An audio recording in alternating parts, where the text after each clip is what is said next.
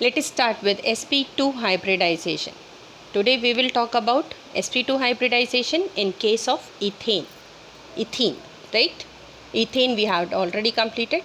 In sp3 hybridization, ethene is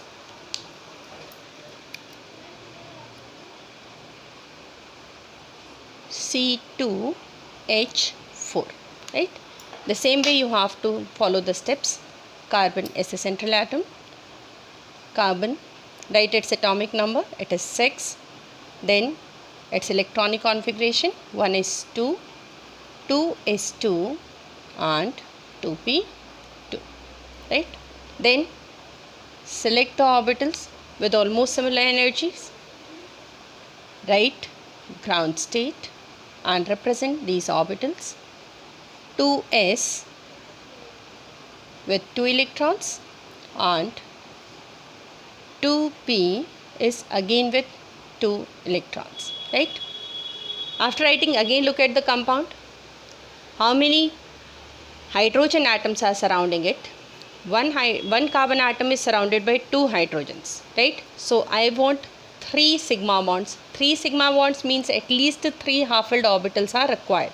So again I have to write the excited state as one of the electron from S will be excited to p orbital.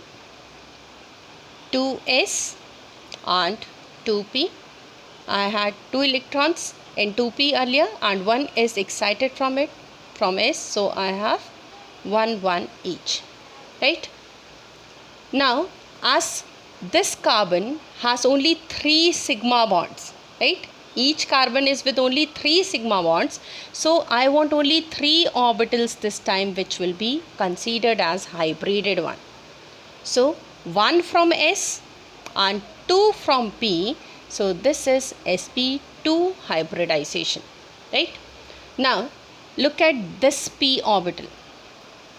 This is a pure p orbital which is with 1 electron, which will be further excited. Let us have its orbital diagram to represent that where this electron is and how it is leading to the formation of pi bond. Right? First we will write 2 carbon atoms. Then sp2 hybrid 3 orbitals, 1, 2, 3 for each carbon. 1, 2 and 3. The same way for this carbon atom. 1, 2 and 3. Understood?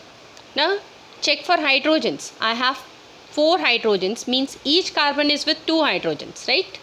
And hydrogen has s orbital, so 1 s orbital and 2. Again for this one, 1 and 2. This is hydrogen, this is hydrogen, hydrogen and hydrogen. Now the number of electrons will be shared. This carbon is giving 1 electron and this carbon is again giving 1 electron.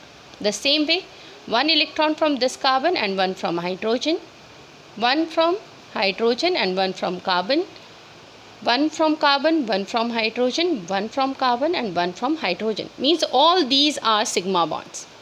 Now we are talking about this p orbital where its electron is.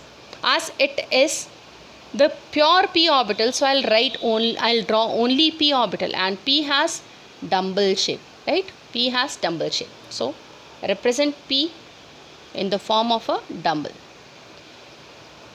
One lobe is with 1 electron. The same way another carbon is again with 1 electron. Right?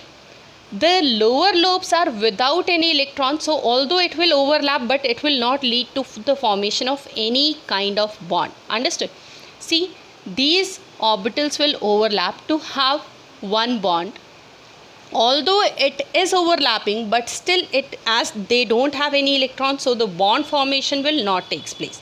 The bond which is formed by lateral overlapping of the orbitals is considered as pi bond, and the rest which are at the internuclear axis are all sigma bonds. So all other bonds are sigma and this is your pi bond. Now represent it in structural form. Carbon, carbon, hydrogen, hydrogen, hydrogen, hydrogen, and one double bond is there, isn't it? One pi bond is there, so represent it in this form. This is the structure of ethene molecule, right? This is with sp2 hybridization and its shape is trigonal planar, and the bond angle will be 120 degree. The contribution of S will be more in this case in comparison to that of sp3 hybridization. It will be more electronegative as comparison to that of sp3. Understood? This is clear? Now in the next video we will learn about sp hybridization. Thank you very much.